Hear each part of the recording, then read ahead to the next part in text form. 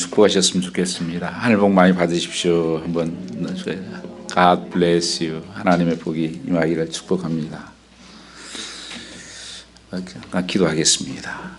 감사하신 여호와 아버지 하나님, 이배를 통해서 하나님의 이름만이 높아지게 하여 주시옵고 오직 예수 그리스도의 이름만이 자랑되게 하여 주시옵소서.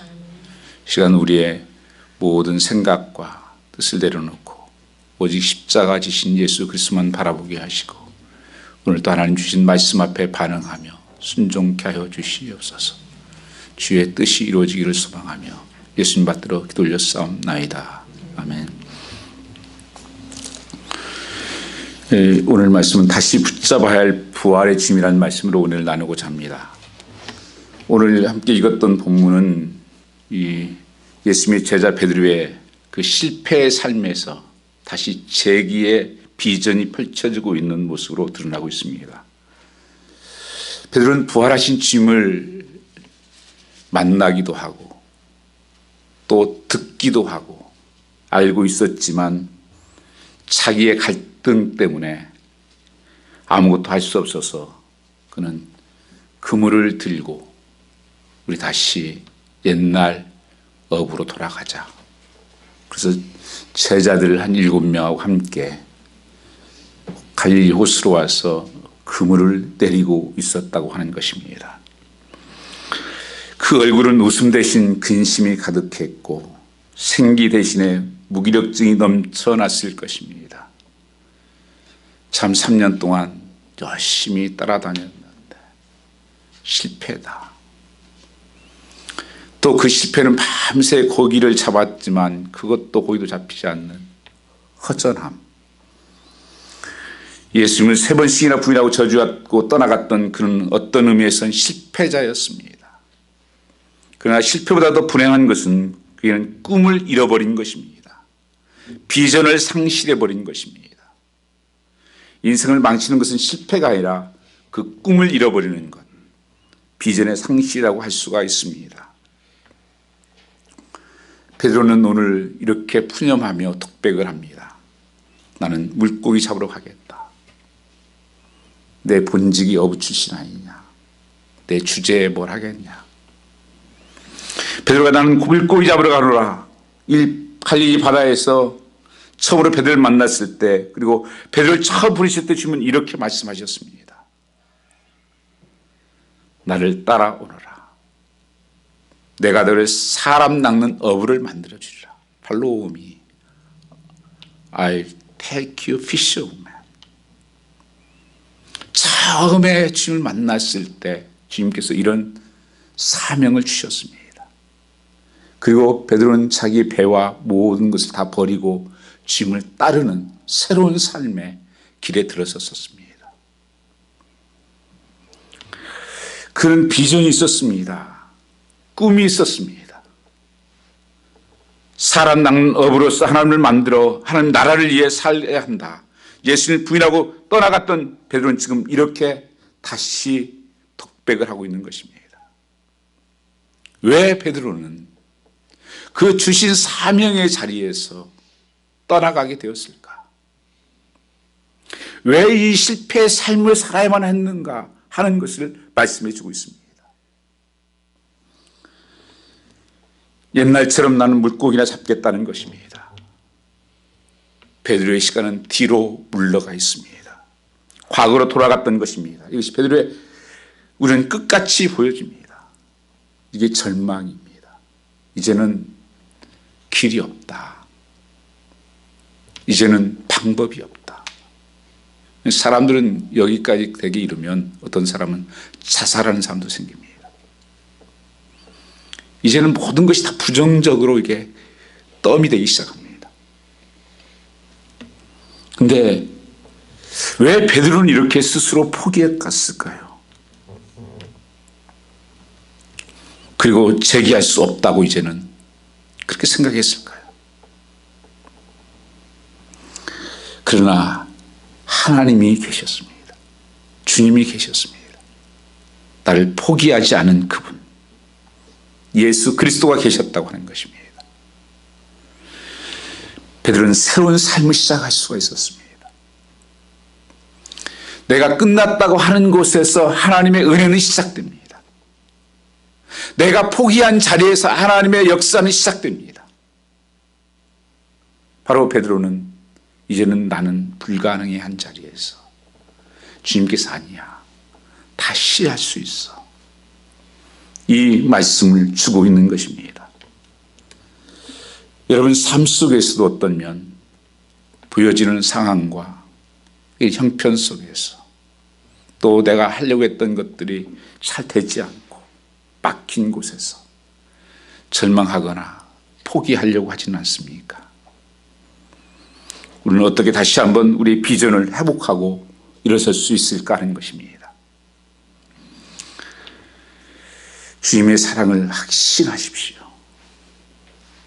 실패한 사람이 있어서 제게 의욕을 빼앗는 가장 무서운 것이 있다면 우리 주변 사람들의 냉소적인 시선일 수도 있습니다.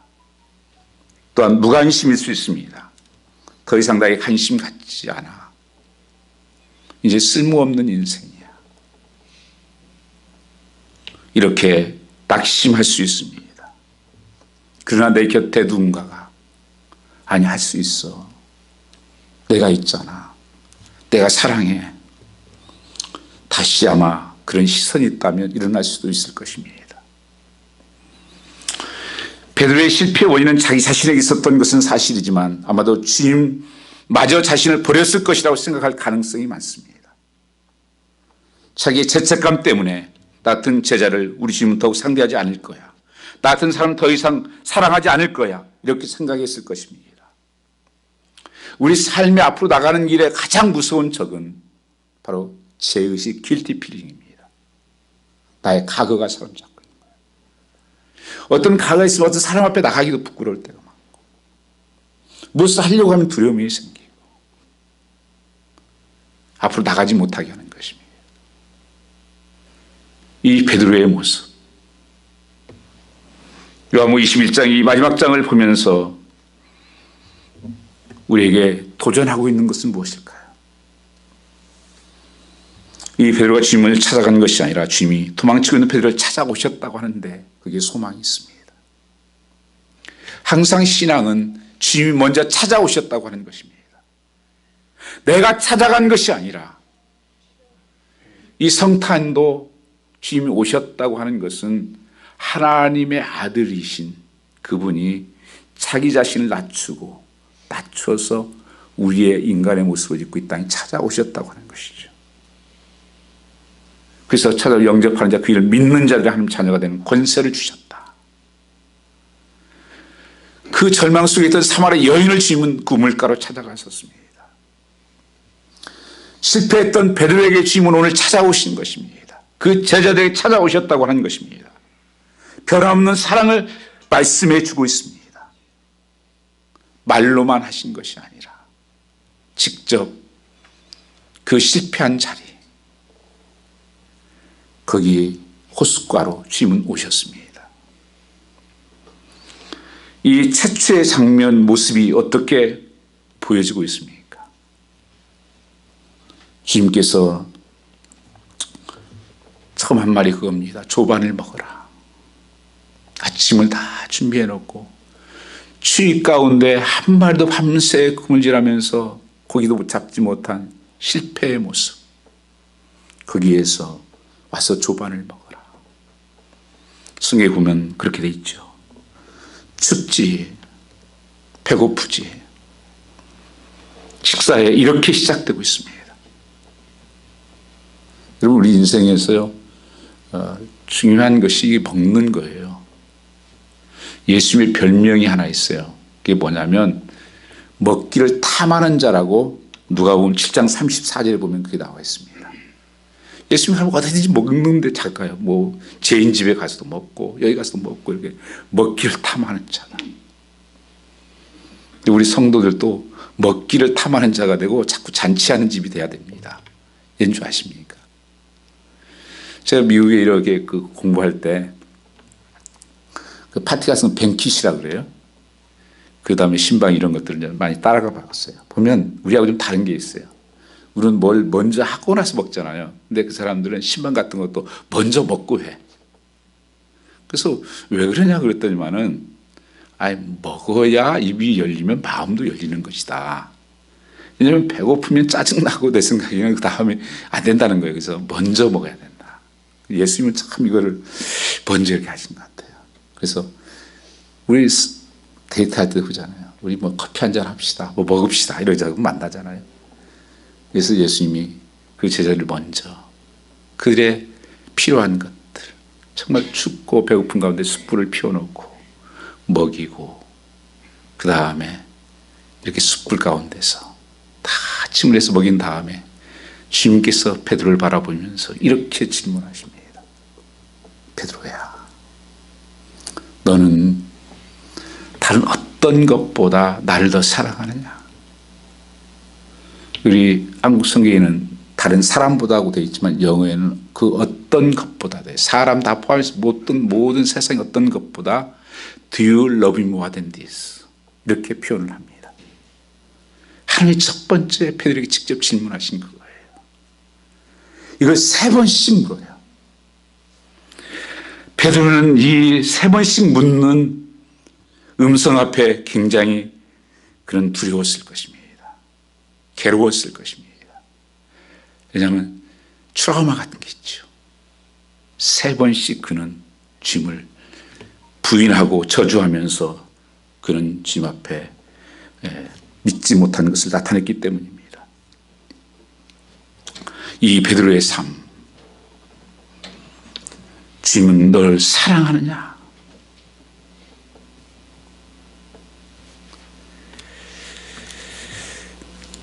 이것을 묻고 있는 것입니다.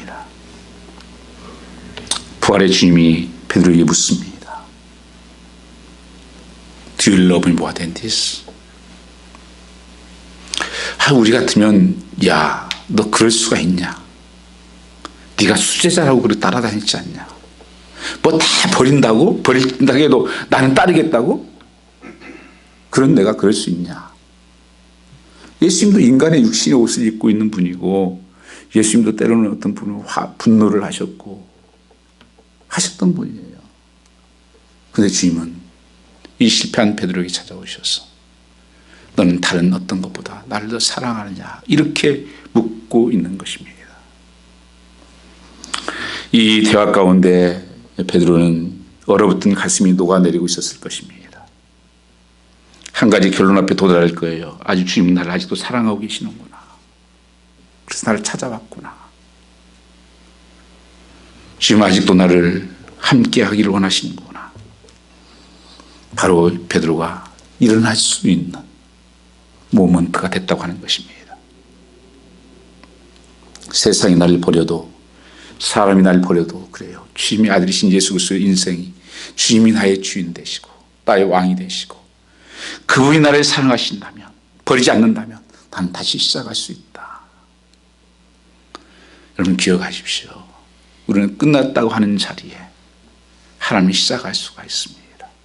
왜냐하면 창조의 하나님이셔서 내가 포기한 자리에 주님께서는 다시 시작할 수 있다. 그렇게 말씀하는 것입니다. 로마서 8장 말씀이고 성령께서 우리 연약함을 도우시나니 그렇게 말씀하시면서 38절 39절 말씀에 보면 사망이나 생명이나 권세자리나 현재나 장래나 능력이나 높음이나 깊음 아무 피조물이라도 그래서 예수 안에 있는 사랑에서 아무것도 끊어낼 수가 없다. 그렇게 고백합니다. 내게 하나님께서 이기게 하신 하나님께 감사하다. 무엇이? 사랑이 이기겠다 하는 것입니다. 온전한 사랑이 두려움을 내어 쫓았다고 말씀하고 있는 것입니다. 다시 이 말씀을 붙잡고 그는 비전의 눈이 띄어지기 시작합니다. 그는 주님의 기대를 하긴 하고 있는 것입니다. 내 기대를 저버린 내 제자, 나를 배신하고 떠나간 제자, 더 이상 기대할 것이 없는 베드로의 모습일 수 있습니다. 그러나 주님은 달랐습니다. 찾아와서 변함없는 주님의 사랑을 보여주고 있습니다. 내가 나를 사랑하느냐? 주님은 새로운 과제를 부여하셨습니다.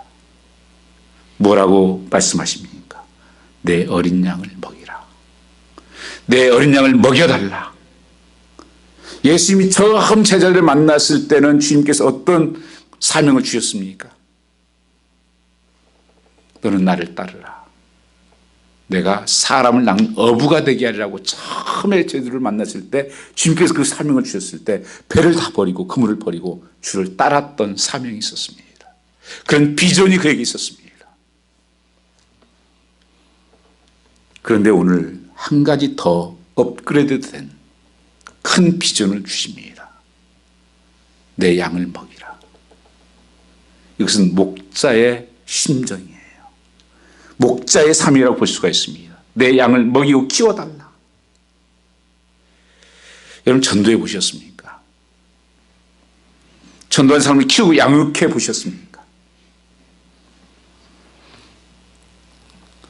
어머님들, 아이 낳는 것이 어렵습니까? 키우는 게 어렵습니까? 되게 낳을 키울 때 안에다가 넣고 다닐 때가 편했다. 낳고 나니까 지 맘대로 돌아다니고 이게 잡을 수도 없고 힘들다는 얘기를 많이 들었습니다. 키우는 것이 훨씬 어려울 것입니다. 그런데 훨씬 더 어려운 과제, 내 어린 양을 먹이고 키워가는 일 사명까지도 주시는 것일까? 무슨 자격이 되어서 실패한 인간에게 왜 하나님께서 큰 사명으로 그에 다가오는 것입니까? 귀한 사명. 여기에 중요한 메시지가 있습니다. 주는 우리의 실패 때문에 우리에게 기대를 처리하지 않으신다는 사실입니다. 주님의 사랑은 끝까지 하는 사랑입니다. 요한복음 14장 1절 이하에 그렇게 말씀하십니다. 제자를 사랑하시되 끝까지 사랑하셨다. 두 번째 기회를 주신 하나님입니다. God of a second chance. 그 빌 게이츠가 쓴 책 중에서 미래로 가는 길이라는 책이 있습니다. 생각의 속도 이런 책을 썼는데요. 나는 우리 회사에 사람들을 고용할 때 항상 되도록 실패한 경험이 있는 사람을 많이 쓰도록 노력했다. 실패가 이래서가 아니라 실패했다는 사실만으로 고용하지는 않았다는 것입니다. 그런데 실패한 사람을 쓴 이유는 내가 반드시 물었다. 실패한 후에 무엇을 배웠습니까? 실패를 통해서 배운 것이 무엇입니까? 실패를 통해서 레슨을 배운 사람, 교훈을 배운 사람에게 있어서 그는 실패가 결코 실패가 아니라고 했습니다. 그것은 새로운 삶의 기회예요. 새로운 성숙의 기회였다고 하는 것입니다. 시몬 베드로가 실패를 통해서 훌륭한 것을 배웠다고 판단하신 것입니다. 그의 삶이 변하기 시작했다는 것입니다. 그의 높은 과제의 소원을 그래서 주신 것입니다. 저는 학교 다닐 때 그런 얘기를 했었어요. 재수한 선생님들이 잘 가르친다고. 왜냐하면 자기 재수해봤으니까 처음 공부 못하는 사람도 그래 나도 재수해봤잖아. 내가 알아. 그렇지 않으면 아무 야단만 칠 거 아니에요. 그래서 잘 가르친다. 여러분 우리의 삶이 뭔지 아세요? 나 아파봤잖아. 다 고통당해봤어. 나도 잃어버린 적이 있어. 이런 내 자신에게 가지고 있었던 상처와 아픔이 어떻게 잘 우리가 하나님 안에서는 귀하게 사명으로 쓰임받을 수 있다는 것입니다. 그 실패를 통해서 배우는 것이 중요하고 그것을 어떻게 해결하는 것이 중요한 것입니다.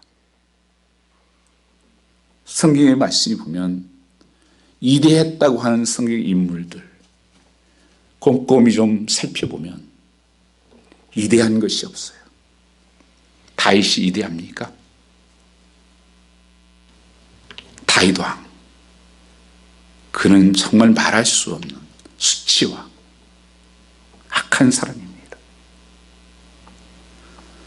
자기 부하 아내를 빼앗고 그걸 감추려고 그걸 갖다 전쟁 제일 앞에다 보내서 편지 써가지고 그 그 우리아를 죽게 하고,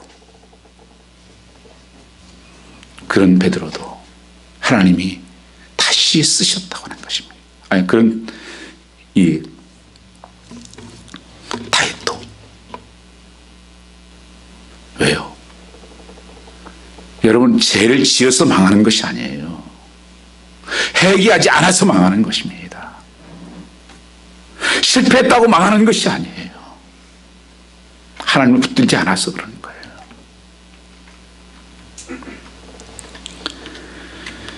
오늘 우리는 이 말씀을 통해서 주시고자 하는 것은 질문이 하나가 생기는 것입니다. 왜 하필 베드로인가? 한마디로 예수께서 이제는 베드로 자기를 갖추었다고 보셨기 때문입니다. 도대체 베드로가 무슨 자격을 갖추었다는 것입니까? 베드로는 전에는 자신을 참 믿었던, 자신이 떴던 사람입니다. 다 예수님이 떠난다고 할 때도 주님, 나는 죽을지언정 주님을 떠나지 않습니다. 예수님을 잡으러 왔던 그 사람을 칼을 꺼내서 귀를 잘라버립니다. 그런 담대함과 용기도 있었고 그런 삶이었습니다. 내가 할 수 있다고 생각하는 사람입니다. 그러나 베드로는 작은 계집 앞에서 3번씩이나 주님을 부인하고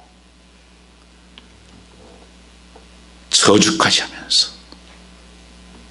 주님 앞에 나와 있는 것입니다. 시편 73편 말씀을 보면 신앙생활은 내 힘으로, 내 능력으로 하는 것이 아니에요. 그래서 시편 73편에 여호와를 가까이 하는 것이 복이라고 말씀하시고, 여호와를 멀리 하는 자는 음녀같이 망할 것을 말씀하십니다. 베드로의 그 실패 원인들을 좀 찾아보면 기도하라고 할 때 기도하지 못했었던 것이고, 또 한 가지는 주님을 멀리 쫓아다니기 시작한 거예요. 그때부터 가까이 있었으면 살았는데 멀리 주님을 쫓아다니기 시작합니다. 혼자 돌아다녀요. 신앙의 패망의 길이에요. 여러분, 지금 살면서 내가 지금 아무리 잘 되고 좋게 가고 있다고 할지라도 그것이 하나님을 멀리 가게 하는 것이면 그건 망하는 길입니다. 기억하십시오. 지금 힘들고 어려워도 내가 주님 앞에 가까이 나가는 길이면 그것이 복이 되는 거예요. 그게 성경의 약속이에요. 베드로는 멀리 주님을 쫓다가 그 실패의 삶을 통해서 이제는 내 힘으로 안 된다. 주님이 3번씩이나 물었을 때 그는 베드로는 그의 삶에 대해서 고백을 하고 있습니다. 그러면서 주님이 물었을 때 베드로는 뭐라고 고백을 합니까? 이 원어상으로 주님께서 나를 사랑하느냐라고 물었던 것은 예수님께서 아가파스메 이렇게 부른 겁니다. 아가파스메. 이건 투 기브의 사랑이에요. 헬라어의 본래 사랑이라는 단어는 4종류의 사랑이 있습니다. 본래 우리가 가족적인 혈통의 사랑을 갖다 스톨게적인 사랑이라고 그래요. 그 다음에 친구이기 때문에 사랑하는 것을 갖다가 필레오의 사랑. 그 다음에 남녀 간의 이성 간의 사랑, 에로스 사랑. 그리고 우리가 하나님의 사랑을 쓸 때는 항상 아가파오의 사랑이에요. 3가지는 다 조건적이에요. 내가 내 가족이니까, 내 친구니까, 내가 사랑하는 사람이니까 조건이 끝나면 없어져 버리는 거예요. 하나님의 사랑은 조건이 없어요. To give, unconditional love예요. 오늘 여기에서 주님께서 베드로에게 물었던 것은 이 아가파의 사랑으로 물으신 것이죠. 아가파스메 이렇게 물었습니다. 내가 나를 사랑하느냐? 내가 이 사람들보다 나를 더 사랑하느냐? 이 베드로의 대답이 프레온 투톤 필로세이 이렇게 대답합니다. 이것은 주님 아시지 않습니까? 나는 친구적인 사랑밖에 못했습니다. 이 필레오라는 사랑을 친구의 사랑으로 베드로는 답변한 거예요. 조건적인 사랑밖에 못했습니다. 이것이 그를 무너지게 만든 것입니다. 오늘 여러분 살아가면서 하나님을 사랑하면서도 우리도 축복하시고 건강 주시고 이 조건적인 것으로 하나님을 믿는다면 그 조건이 이루어지지 않으면 우리도 주님을 떠나는 것입니다. 그것은 온전한 믿음이 아니에요. 베드로가 제자들이 다투고 한 적이 있어요. 우리가 주님이 다시 재림하시면 우리가 내가 좌의정하고 우의정하고 너 오른쪽 갖고 왼쪽 갖고 서로 싸우고 누가 높냐 낮냐 가지고 싸우고 그래서 한 자리 할 줄 알고 그래서 예수님이 십자가에 힘없이 죽어버렸잖아요. 그러니까 그들의 자들 꿈도 다 무너진 거예요. 그리고 다 도망가고 숨어버리고 그게 제자 베드로의 모습이었습니다. 사랑은 조건적인 사랑밖에 하지 못했기 때문에 그렇습니다. 제가 이 말씀을 묵상하면서 오늘 새벽에 이렇게 예배 시도와서 이렇게 기도를 하는데 하나님께 물었어요. 예배와 이 말씀 통해서 이게 정말 무슨 뜻인가, 나에게는 무슨 뜻이겠는가 기도하는 가운데 하나님께서 정말 제게 충격적으로 말씀하신 게 있었어요. 아니 베드로가 뭐 잘났다고 그렇게 거기까지 찾아오셨어. 그리고 무슨 베드로 없으면 뭐 복음 사역이 막힙니까? 베드로는 없다고? 베드로 없다고 교회가 안 세워집니까? 세상적으로 보면 얼마나 무식한 자예요. 어부 출신에 성격 급하고 왜 하나님 그런 사람을 그렇게 찾아오셔서 부르셨을까? 조건이 아니었구나. 하나님의 사랑 때문이구나. 그게 하나님의 사랑이구나. 조건 없는 하나님의 사랑이었구나. 끝까지 사랑하는 사랑. 이 하나님의 사랑을 그중 가장 닮은 게 부모님의 사랑이에요. 여러분 자녀들을 그렇게 사랑하지 않나요? 끝까지 기다려주고 끝까지 참아주고 다시 기회를 주고 그게 두 기부의 사랑이었구나. 어떤 때는 사역이 하다 보니 힘들 때가 있죠. 주님 힘들어요. 너 그러면 그만할래? 깜짝 놀랐습니다. 그럼 나 뭐하게 해요? 오라는 데도 없는데. 내게 이 주어진 사명이 얼마나 귀한 것이고 얼마나 축복이었는지. 베드로를 하나님께서 그렇게 사랑하신 것은 그 영혼을 구원하고 그 영혼을 축복하고 영광스럽게 하기 위해서 하나님께서 끝까지 사랑하셨다는 것입니다. 하나님 무슨 덕 보려고 그런 게 아니에요. 정말 그 사람이 도움이 돼서 하나님 나라에 그래서 그런 것이 아닙니다. 그 영혼에 구원할 뿐 아니라 축복하기 위해서. 그래서 우리가 지금도 이 베드로를 기억하지 않겠습니까? 여러분이 하나님께서 맡겨주신 사명들 우습게 여기지 마시기 바랍니다. 하나님 앞에 쓰임받는 것만쯤 복이 없습니다. 왜요? 나를 위해서 그런 거예요. 잘나서 그런 거 아니에요.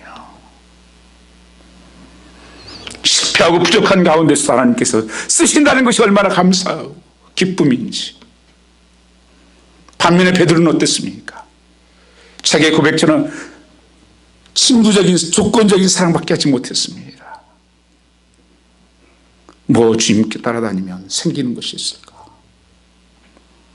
그러니까 힘들고 조건이 없어지면 무너지는 거 아니겠습니까?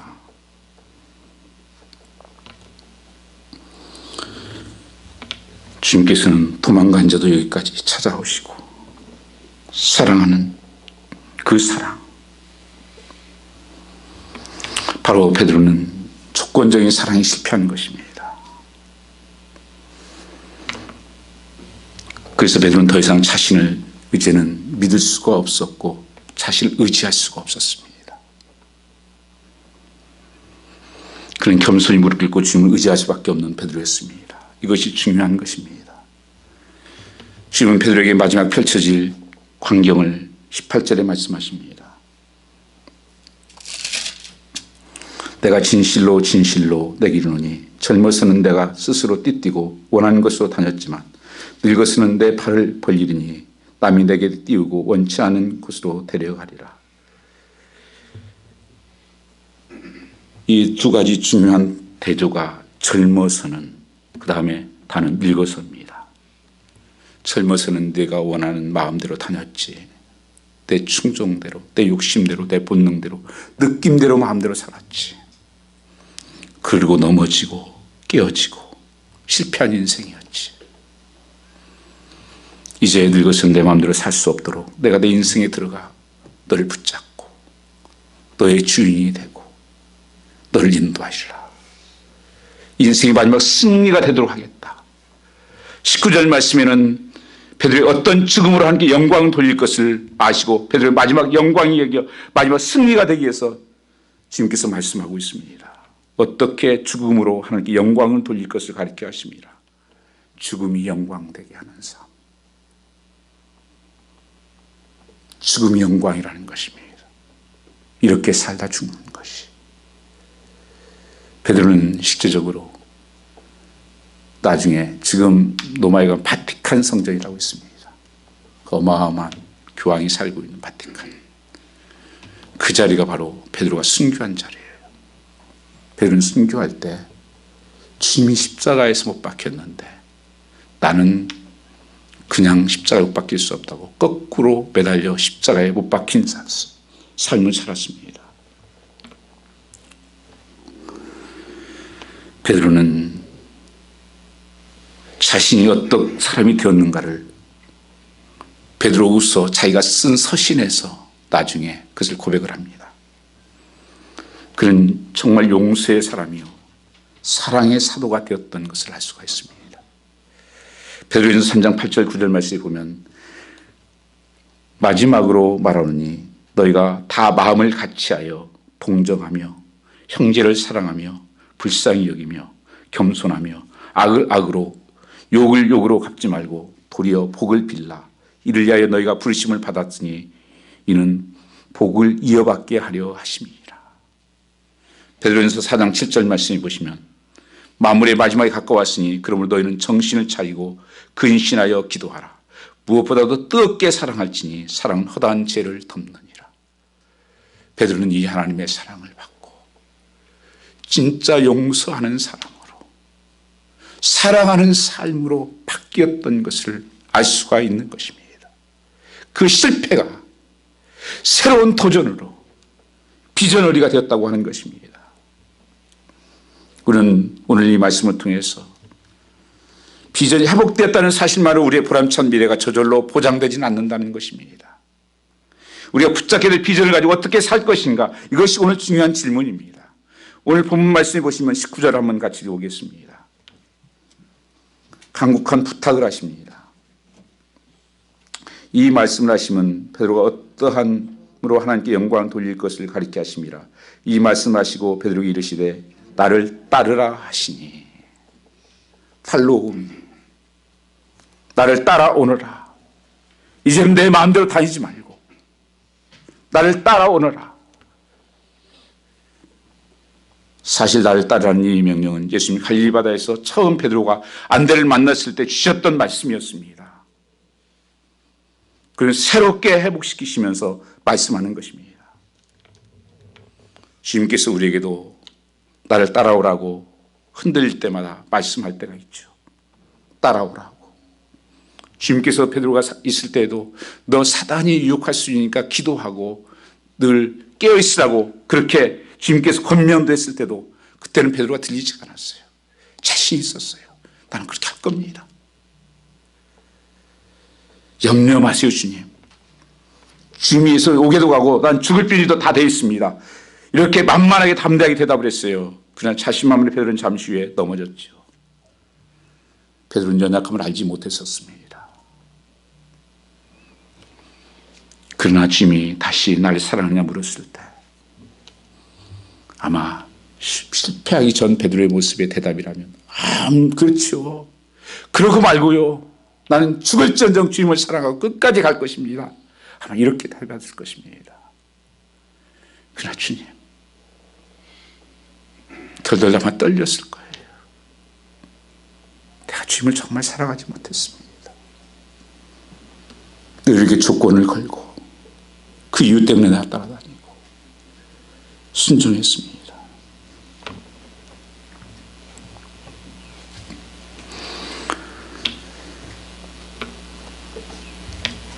베드로는 더 이상 이제는 자신을 믿지 않았습니다.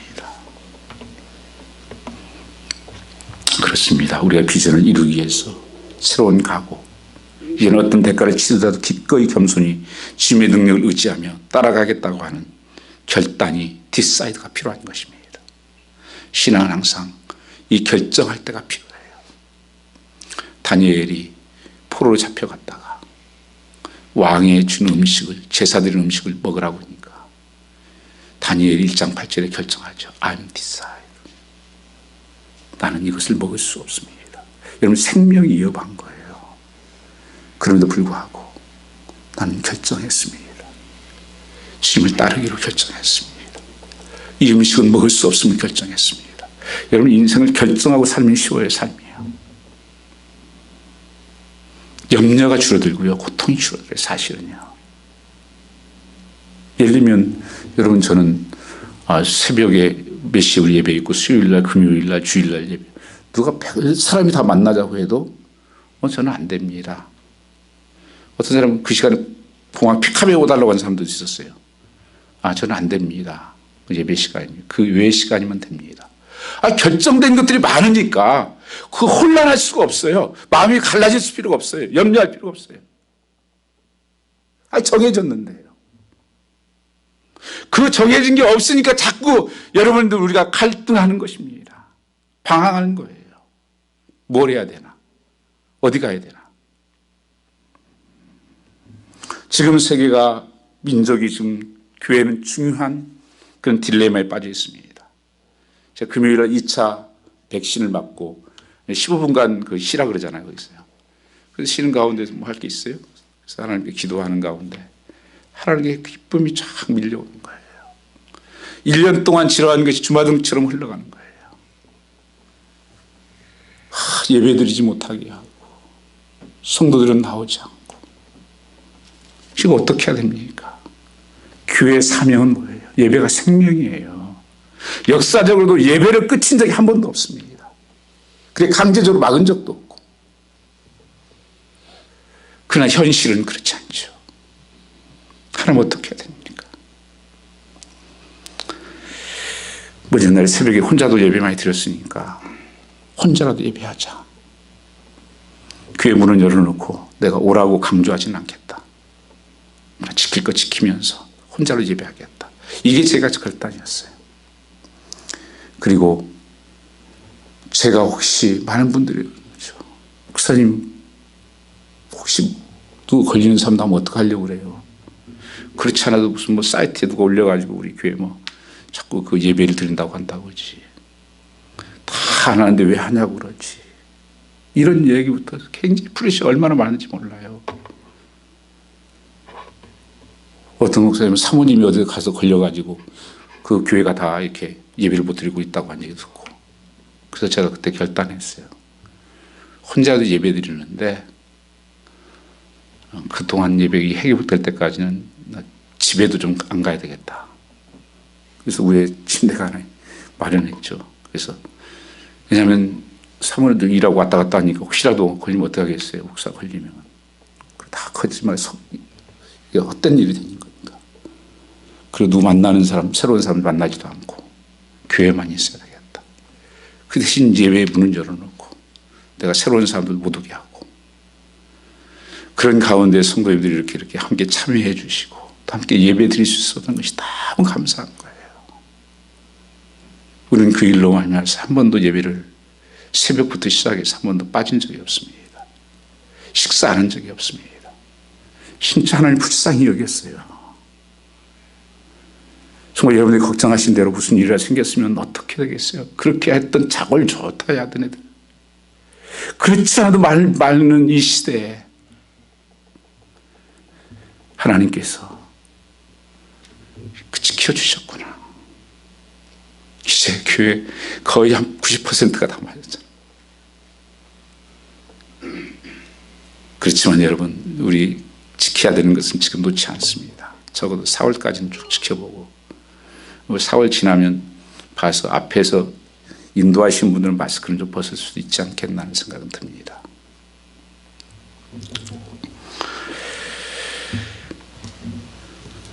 왜 교회가 너무 쉽게 타협하고 세상 사람들 말에 두려워하고 무력한 교회가 되고 있는 것이 안타깝습니다. 이유가 뭘까요?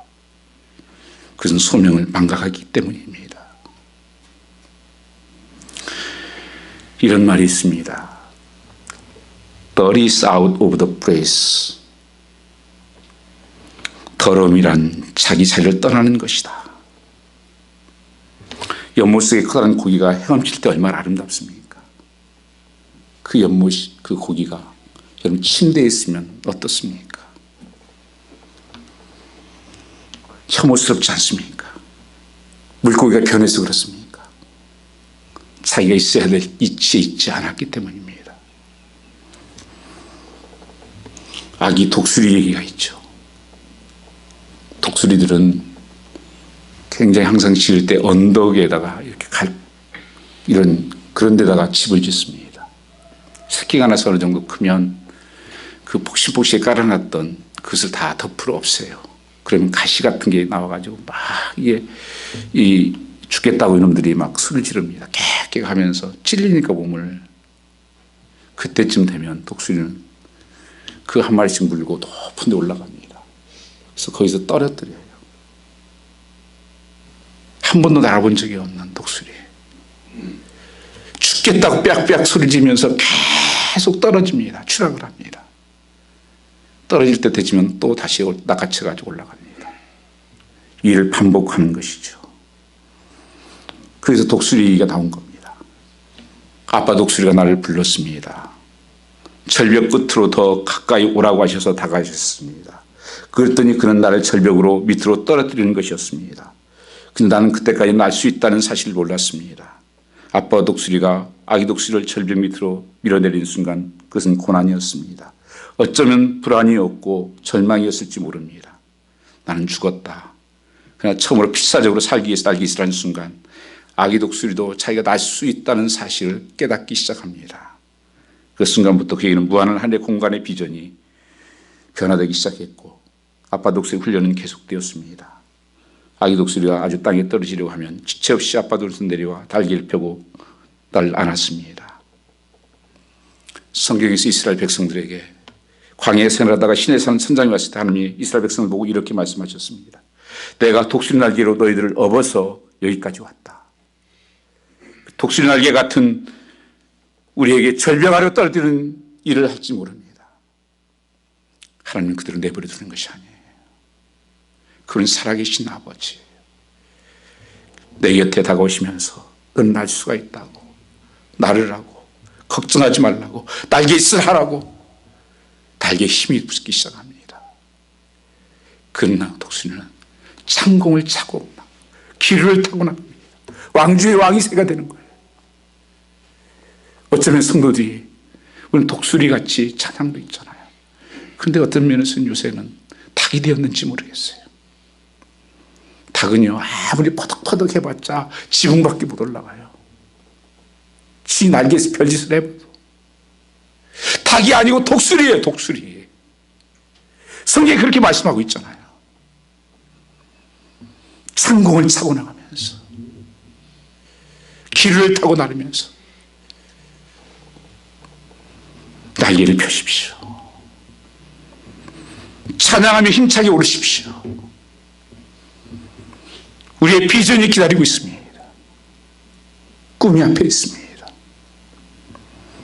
베드로는 달라졌습니다. 하나님은 그를 다시 쓰셨고 놀랍게 사용했습니다. 오순절 부흥이 일어났을 때 주역으로 쓰신 사람이 베드로입니다. 자신감을 가지고 베드로가 일한 것이 아니라 자기 연약함을 알았기 때문에 성령의 능력을 의지해서 성령의 충만함으로 세상을 변화시키는 사도로서 살아갈 수가 있었던 것입니다. 로마가 무너집니다. 부활하신 주시면 성령이 너에게 임하시면 너희가 권능을 받고 예루살렘과 유대와 사마리아 땅까지 내 증인이 될 것을 말씀하고 있는 것입니다. 주님께서 가시면서 우리에게 주신 약속입니다. 교회 존재 이유이기도 합니다. 부활의 증인으로 그들은 살았습니다. 죽음이 두렵지 않았습니다. 헬라어로 이 증이라는 것을 말투스라는 단어를 씁니다. 영어의 멀터가 여기에서 왔습니다. 그 증인된다고 하는 것은 순교자가 된다는 거예요. 복음을 전하기 위해서. 부활하신 주님이 세 번째 저를 찾아와 만나주시고 확인시키시면서 시몬에게 나를 사랑하느냐 물으신 것입니다. 이 길을 담대하게 걸을 수 있도록 하는 능력 주시고 우리를 구원하시고 사명 감당할 수 있도록 여러분 하나님께서 주신 꿈이 있죠. 하나님 주신 비전이 있죠. 사명이 있죠. 멈추지 마시고 다시 일어설 수 있는 여러분 되시기를 주님으로 축원합니다. 자, 한번 기도하겠습니다. 감사하신 여호와 아버지 하나님, 주의 성령의 놀라운 기름 부으심이 임하게 하여 주시옵고 하나님의 나라가 이곳에 임하게 하여 주시옵소서. 다시 한번 하나님 시작할 수 있는 그런 믿음과 그런 사랑을 허락하여 주시옵기 원합니다. 하늘문이 열리게 하시고 주의 영광을 보게 하여 주시옵소서. 우리는 약합니다. 하나님 도와주시옵소서.